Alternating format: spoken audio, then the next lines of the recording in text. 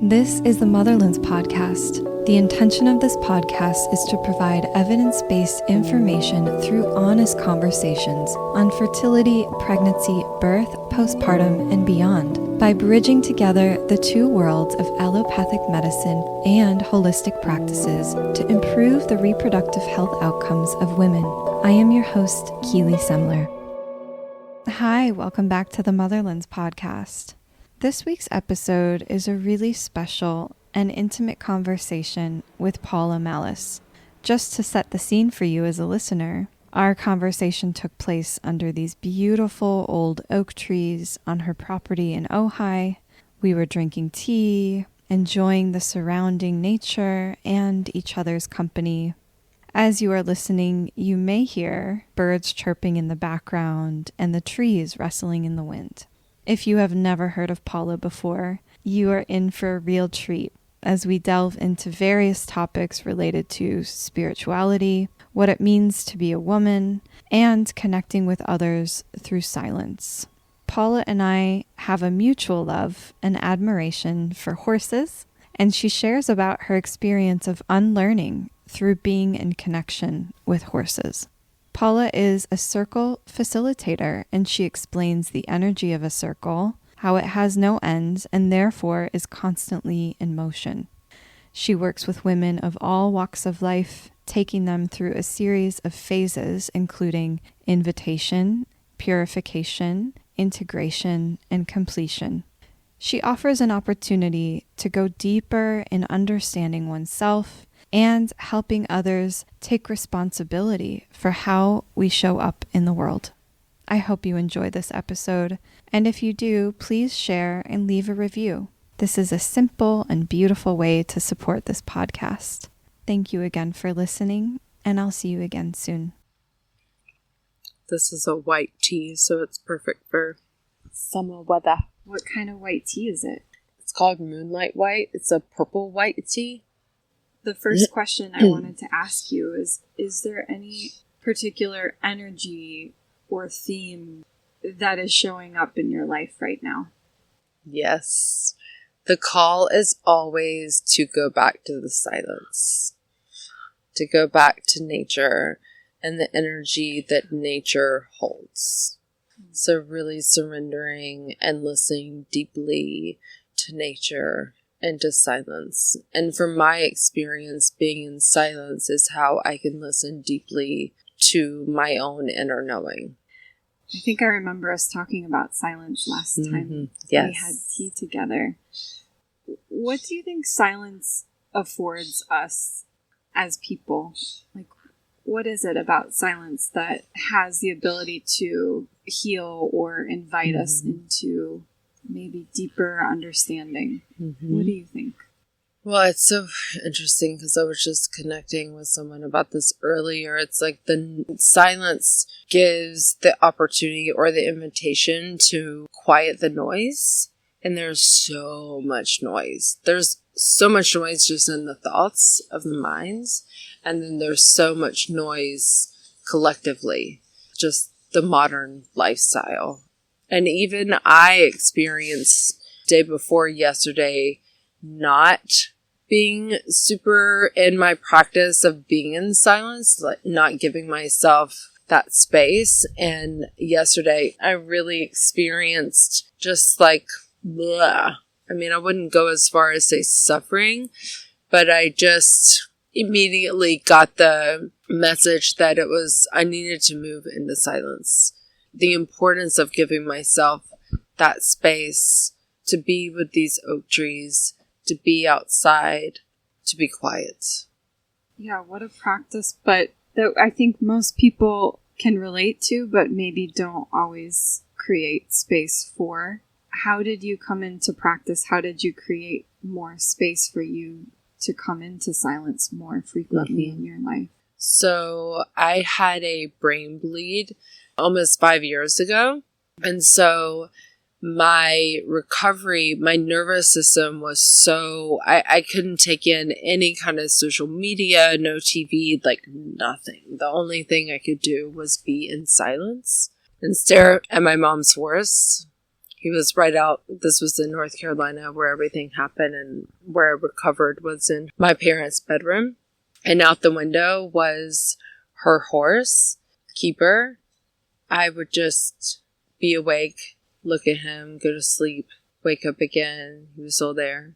So he was like my only constant in my life. And so through being in silence, I was able to see him in such a deep way. And Keeper has been in my life and in my mom's life for I don't know, over a decade. And so I've just had very different experience of him of like, oh my gosh, just like more of a fast pace experience versus a stillness and a silence experience, which is just very different. And so the gift of the brain event, because like having children, the maiden to mother, like I was birthed into a new way of being from the brain event. It was a big life transition. So having that experience and being in that silence, because it's all I wanted to be in anyway, because anything else was like too much. It was too overwhelming for me. My senses, it was like sensory overload. And it naturally started to become now, almost 5 years later, my practice.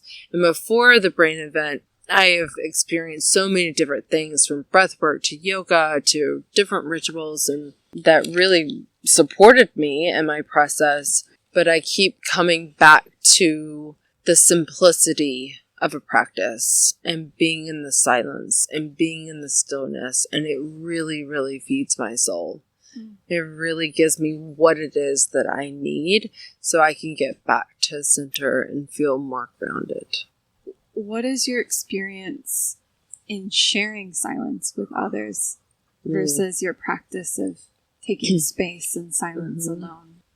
I love being in silence with a group of people, with other people, and the magic that happens through that simplicity of being in silence with other people. It's so amazing to see how the conversation is brought forward from being in silence. I had an amazing experience with Cassandra. She's going to come on the podcast. Yes, that's so exciting. So she has a reflective force, and my daughter, she's 12. She and I went up to Paso Robles for the day and spent some time with her. And towards the end of the day, we were just in silence for like an hour. And Madeline, my daughter, just was right in it with us. So there's two herds. There's a domestic herd and there's a wild herd. And this was with the wild herd of horses. And it was amazing because Cassandra, as a facilitator, she's so comfortable in that space of silence. And being in silence and stillness can bring so much stuff forward for people and so much uncomfortability. People feeling like, oh, they have to say something, or they have this knee-jerk reaction to break the silence. Or to fill the void. Exactly. Exactly. But Cassandra's so comfortable in that space, and I love that space. I've become very comfortable in that space. And Madeline is, I don't know what planet she's from. She's, for a 12-year-old to just be comfortable in silence. It was amazing to be in that space with the horses. It's amazing what you hear. It's like this, talk about the senses, like the senses really open up. You just feel and experience different things through being in the silence. That's what I remember of that. Our time there was that moment of silence. Well, long moment of silence. An hour is a long time these days in this modern life to be in silence. It's really, really beautiful to witness all of us embracing the silence. Yeah, I think I read somewhere once that when you're able to comfortably share silence with somebody else, that's like one of the most intimate ways to connect. Yeah. I really feel that, even with just personal relationships, like friends or colleagues or partnerships, a lot comes through in those moments of silence that you might not have come in contact with if there was noise. Absolutely. Absolutely. The magic is, there's so much magic and so much available, so many insights, amazing experiences in the silence. Can you talk more about your relationship with horses specifically? Because it sounds like this is coming through strong now, and it has been since you were a child. Mm-hmm. It's so wild. It's the full circle. So it's the horses are coming back through my daughter feeling called to horseback ride. So she's 12. She's been riding since she was 7. In different ways. She was riding English, and now she feels called to ride Western, which is funny because that's what I grew up doing. So I grew up with a bunch of cowboys. And at 19, I really left that life and actually squashed it down because there was some trauma coupled with the experience of the horses. And so I squashed it down, and through my own inner work, I started to open it, have the courage to open it back up and look at it. As I continue to do the inner work and continue to have these healing experiences, I really didn't know that it was going to come back to me, the healing, the medicine of horses. And something else I also experienced with Cassandra, the somatic work with the herd, is it was a remembering of what I already know. And I had such a deep connection to my horse when I was Madeline's age, same as Duke. I would come home from school, saddle him up, and we would just go ride. I mean, it was never, a lesson or a teacher or someone, my parents. It was really just me and Duke. And I would just talk to myself and sing and whatever, it was awesome. It was just me and him. And I loved that experience. And I feel like that now that's coming back to me through the somatic work and a lot of what I'm already learning. It's remembering who I am, which is wild. It's so wild because I had so much shame about where I came from and never talked about it.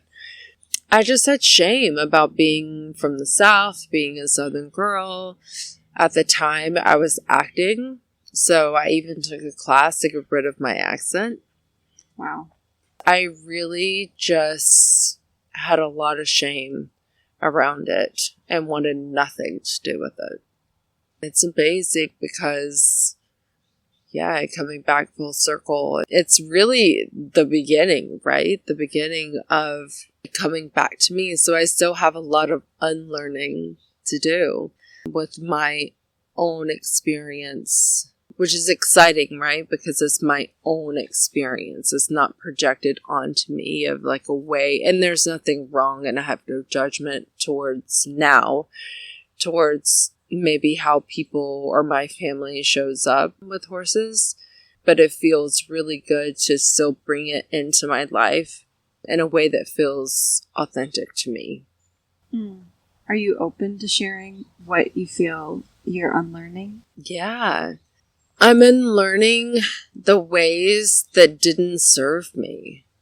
Rumi has a quote, and I'm so butchering it by saying this, and it's just a few words, but it's basically unlearning is the highest level of learning. And so I really felt that with doing the work with Cassandra. I really felt the unlearning for the first time. Specifically around horses, or also just your own evolution, as a person? Or Well, I think it's all together, right? It's the evolution of me as a person comes with the unlearning of how the horses are in my life. Oh my gosh, I hear Cassandra in how you're talking. So this is wild. That's awesome. Yeah. That's awesome. And shout out to Cassandra. I don't know shout out to you because you introduced me to her. So yeah. And it's funny because I remember telling you about her and you're like, well, I know horses. And I was like, I know you do.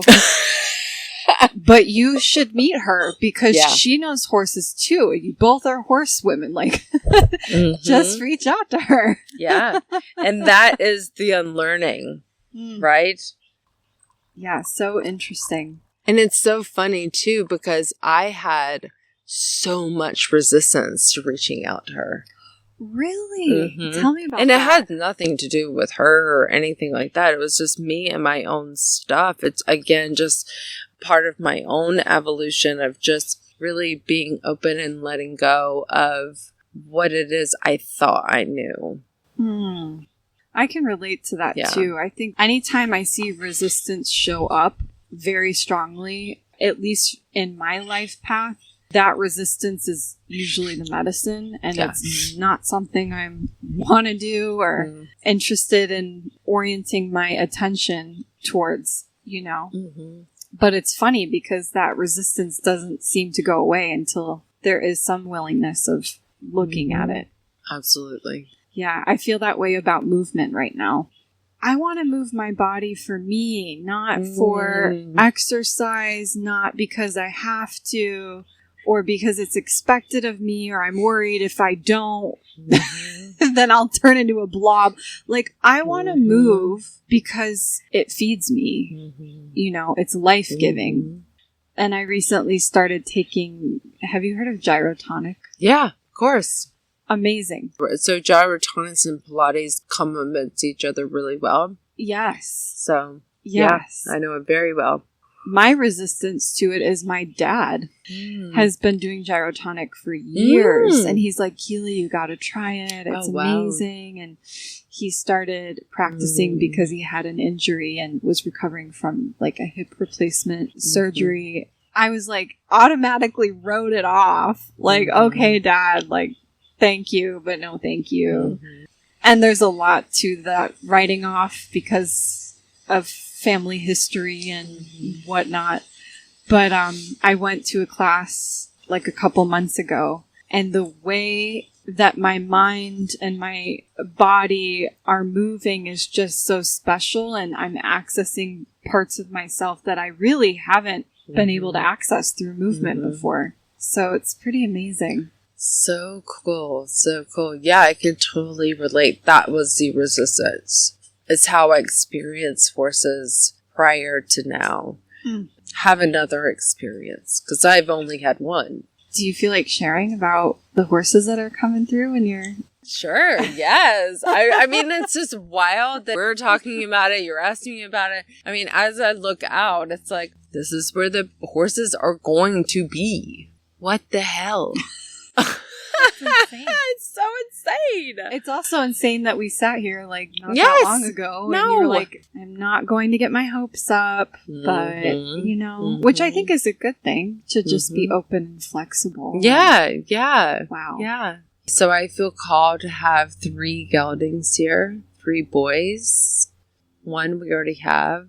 We want 2 more. I so excited to have them and just be on this journey and continue on this journey. And I believe that there's so much is going to happen that I don't even know.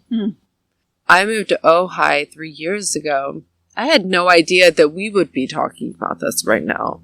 Really just being open to however it unfolds and just being present with each moment. Well, I do want to ask you a couple things about how motherhood has evolved for you and how you show up to motherhood now versus before you became a mother. So maybe what your perception of motherhood was before you became a mother and what your perception of motherhood is now that you are a mother too. Oh my gosh. I mean, I have a very different perception. I mean, a lot of honoring my own process and then witnessing other birthers go through the process of maiden to mother and really, really acknowledging that process and that journey. Not skipping around it, not bypassing it, just really, really being present for it.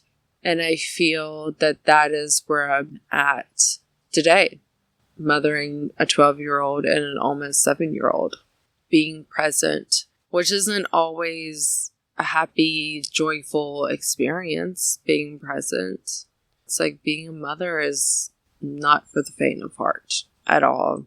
I'm so grateful to be a mother because it's a huge piece of my spiritual journey for sure. 110%. Giving birth to Madeline was a huge spiritual opening for me. And it's experiential. Yeah, and it's a beginning and an ending. Mm-hmm. And I think some of the best birth workers that I feel are really good at showing up for others are ones that are intrinsically connected to both birth and death. And Absolutely. I think, yeah. What do you think about the connection between like birth work and understanding death? What has been gifted to me through birth work is understanding on a deep level the cycles of rebirth and death, and rebirth and death, and rebirth and death, and seeing that on a psychological level. Now in the work that I do, it's not specific to someone who's pregnant. It's really doing them in life and really meeting them wherever they are and supporting them to move into higher levels of consciousness. And the journey that starts at conscious conception, maiden to mother, and into crone, which I'm not there yet, but I love and acknowledge and want to receive anything and everything from someone who's in the crone. Same. I'm so connected to the crone. I'm like, give me it all. So yeah, it's like honoring that journey for myself and really just seeing that the cycles creates movement. And I've been able to see that more through the lens of on a psychological level, which is really cool and really exciting. And also acknowledging it in real time, like leading new moon circles, really honoring the new moon, the new journey ahead, this next cycle, connecting on the full moon, really just allowing for that to come forward. I was talking about this. So I did a series of complementary circles online: invitation, purification, integration, and completion. And that to me is what we are, the opportunity in a cycle. So the new moon is an invitation. It's a new beginning. And then the purification, integration, and then the completion I see is the death. The death is the completion of something. So whether it's a thought, a way of being, something that we're wanting to manifest, I mean, it shows up in so many different ways. And getting into these deeper conversations and hearing what's present for other people, you could have a completion with one thing and be in an invitation at the same time. So really holding both. Know that like we're very complex, multi-layered beings. So we're not always with everything at a completion. We're at a completion and maybe a purification. And also I feel like it's really important for me to say this, and this really came forward in the purification series of the summer, that circle, is that sometimes in the spiritual world, people get stuck in the purification. Yeah, what does that mean to you? What is purification? So purification means that they get stuck in this constant, I gotta fix myself, I gotta fix myself, I gotta fix myself, as if we are broken. And so there is this fight or flight, or this frozen in the purification. There's like this addiction to fixing oneself and not fully allowing for the whole experience. Which again, it's not a judgment, it's really just what I have witnessed in my own journey and in the journey of other people. And getting stuck in some people are stuck in an invitation their whole lives and they never move past an invitation. I think the majority of the world is stuck in an invitation. Say more. So whether it's an opportunity or an invitation, it's always an opportunity to go deeper into understanding self. A lot of times people there is an invitation. There's an opportunity for someone to go deeper and take responsibility of their own way of how they are in relationship and relationship to the world. And without going past the invitation, without taking personal responsibility, or whatever the purification process looks like, then people are just stuck in this constant invitation of you get to grow, you get to evolve. Like there's so much available there. But the majority of people are just not taking it. And why do you think that is? I don't know why. Maybe fear is part of it. Being Definitely. afraid of what's beyond or control. Mm-hmm. I actually wanted to ask you about like the energy of control or clinging, holding on to. If you have any thoughts around that kind of energy, especially in that 4-part series you're talking about. I'm a birth doula. I attend many births, and that's something that I tend to witness a lot in clients is helping them move beyond feeling like they need to be in control, because it's a very out of control experience. So do you have any thoughts around that? I mean, I do. I feel like the invitation is to release the control, is to release the fear. And that's when there is a willingness to embrace the invitation, then someone can really move into the purification and really move into, okay, what are the tools for me to let go here? How can I really release this fear? So it becomes an action. It's like we have to meet people where they are. But when that willingness is there, then there's movement. Right? If there's no willingness, then it's just the fight or flight. It's the freeze. Yeah, and I wondered too, like someone could be willing to have that action, but I wonder how safety plays a role and what other conditions need to be set for someone to be willing to initiate that, right? Yeah. The way I see willingness, if you are willing, then you will take the action step, like whatever it is that you need to do to create that momentum to create moving forward. But if you're not fully willing, then that's unwillingness. And not to judge it, because again, everyone's in their own process, right? Right. Other than horses, do you have any other invitations currently showing up? Yes. That is definitely an invitation for sure. To have the horses on my land is very much an invitation. I am not in the purification yet, other than the work that I've done prior to be able to get me to this invitation to fully receive them. But once they're here, I already know, I can already feel the purification process. That's a part of it for sure. But that's amazing too, because we never graduate from one thing. It's just always back to the cycle. So it's like, it's a circle. Everything I do is a circle, right? So this continuum. It's like once we complete, we get invited into something else, so it's never over. It's a continuum. Yeah, that's so true. Mm-hmm. Can you talk a little bit about permission? This is something that I recently was holding space for a group at my house, and we were talking about just the theme of permission and like what is required to give yourself permission. A penny for your thoughts about permission. Well, I wanted to ask you, I'm so curious, like, what was the feedback for people? Like, what was present for them with permission? Yeah. It was a really mixed response, which I really appreciated. I mean, there were several pregnant women. One of them was my client. Another was a new friend. Some were mothers. A lot were maidens. And it was sort of like a mixed bag of people granting themselves permission for different things. Like, for example, the one that was pregnant said, I'm giving myself permission to change, not physically, but also emotionally. And that was really lovely to hear. Yeah. I gave myself permission to change my mind. Because sometimes I feel like I get really stuck in like, I've made up my mind about this thing and it feels so true to me. But what feels true to me in this moment could easily change.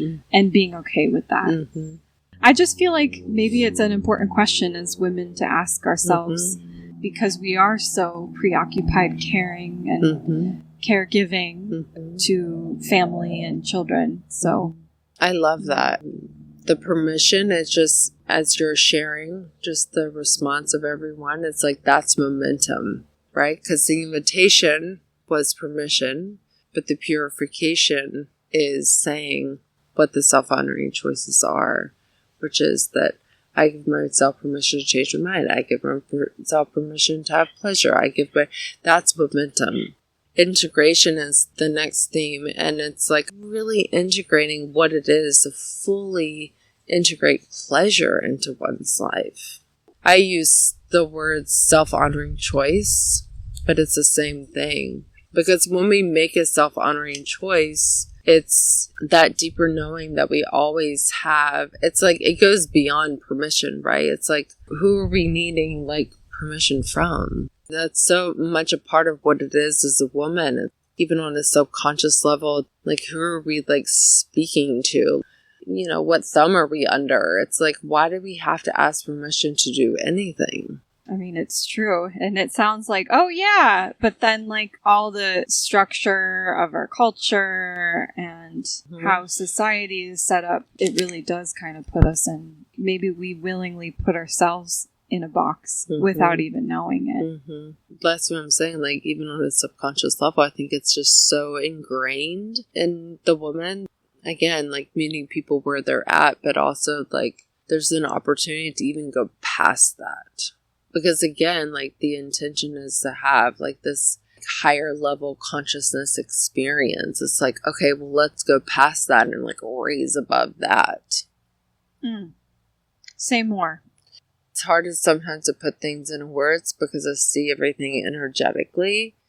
Well, let's just say like, you know, where like culturally woman is, right? Like the majority is like right here. You know, it's like right at like chin level or whatever. There's such an opportunity to go higher. It doesn't matter really what the word is, but like the heart prayer is to go higher into what it means to be a woman. I don't know if that makes sense, because I'm like really energetically feeling like a high right now. Maybe it's the tea.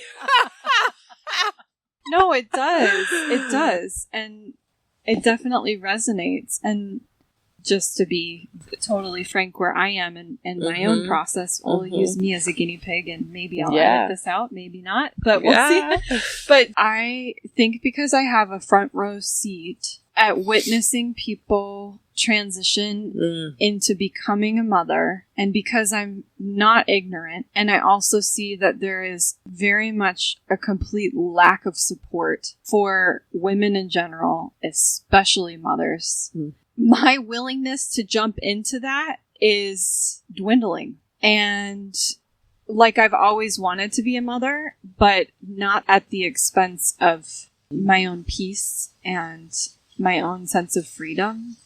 And I know I'm not alone in this, because I sit with my pregnant clients who are, for lack of a better word, terrified of not having enough means to support themselves and to be responsible for resourcing themselves. You know, it's hard. We don't live in villages where we have aunties and grandmothers and, you know, so, and I know it's possible. It is possible because I see it all the time. But yeah, it's hard. It is hard. It's hard to watch. It's hard to witness, you know, a journey that, yeah, it just is what it is, you know, that has a lot of stuff and such an invitation to see it differently, regardless of what choice is made, right? It's like how we hold it is how we experience it. So if we hold it with the judgment, then we'll have a judgmental experience. But if we hold it with peace, then we'll have a peaceful experience. So it's really up to how we want to hold it. And also, you know, it's like enough already with the giving your power away. Enough. We're done. I feel like I'm holding it like it is like the most fragile piece of china I've ever owned. Yeah. Yeah. But that might not be the most productive way of holding it. Maybe I should be holding it more like, I don't know how I should be holding it, and maybe should is even a word that isn't helpful. But Yeah, I think you're right. It is how you hold it. Yeah, and it's like, it's not giving our power away. You know, it's really just being in that power within ourselves and whatever choices we decide to make, which is so huge. And I have seen that so much in the birth world, being in the hospital, being in the system, you know, really supporting people to not give their power away, to really be in that.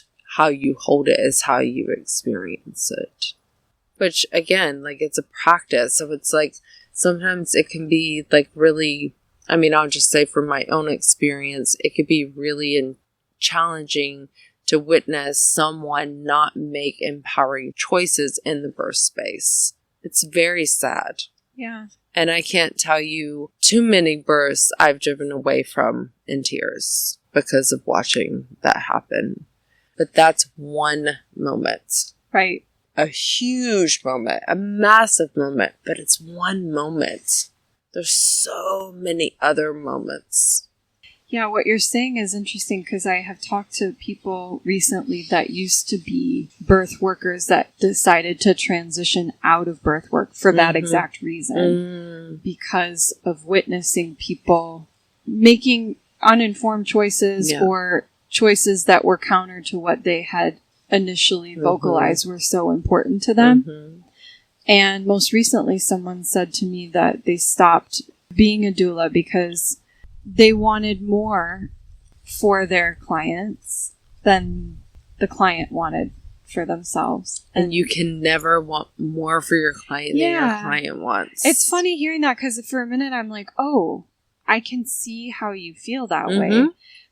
I think the reason why I keep going is because there is a complete separation between me, my body, my choices, my presence, and supporting someone else, whether it ends up the way that they dreamt of or not.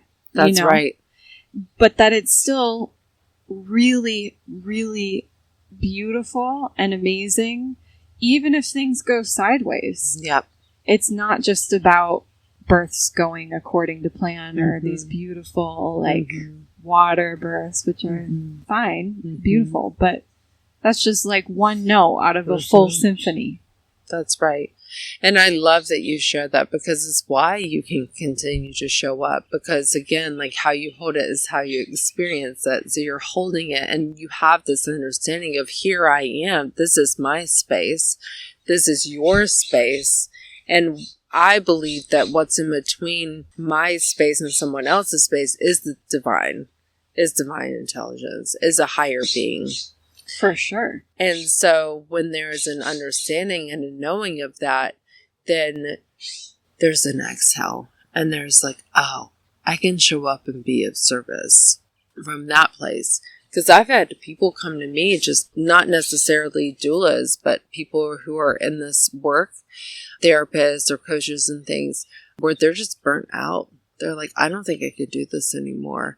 Because they don't fully understand the separation. And I don't want to say separation because I don't... What's theirs and what's not Exactly. theirs. Exactly. Energetically, emotionally. And I will say, sometimes I feel burned out. But then I realize, like, in between feeling burnout between clients, that's really when I need to claim space. Exactly. Because if I don't, then it's just like, I'm just, gonna run myself into the ground. Yeah. Yeah, and I did a circle where I held space for other doulas. You were there for that. Yes. You came to one of those. Yes. And it was just interesting to witness everyone's different experience showing up at a birth. And it was just interesting. Yeah. Just really interesting. Just everyone's perspective. Yeah, now I'm recalling going back to Cassandra and horses. Did you guys talk at all about space? Oh, yes. Yes, all day. That was what everything was about. Claiming space, understanding space, like understanding space of the human. What's the space of the horse? The difference between the two. What each being needs. The human needs a different space versus what the horse has, and understanding space. It's really cool. Yeah. Well, and I remember she's like, okay, I want you to walk up to that horse. And like the energy you bring forth, whether you're like kind of timid, you're going to get a very different response than if you go in calm but assertive, and That's not right. assertive and like confrontational assertive, but assertive like, I am here. Yep. This is my space. Yeah. I mean, it's such a micro example of how we show up for each other in everything. Yeah. It's massive. The space is so big. I'm working on that with my son right now, my almost 7-year-old. I'm like, Mommy needs some space.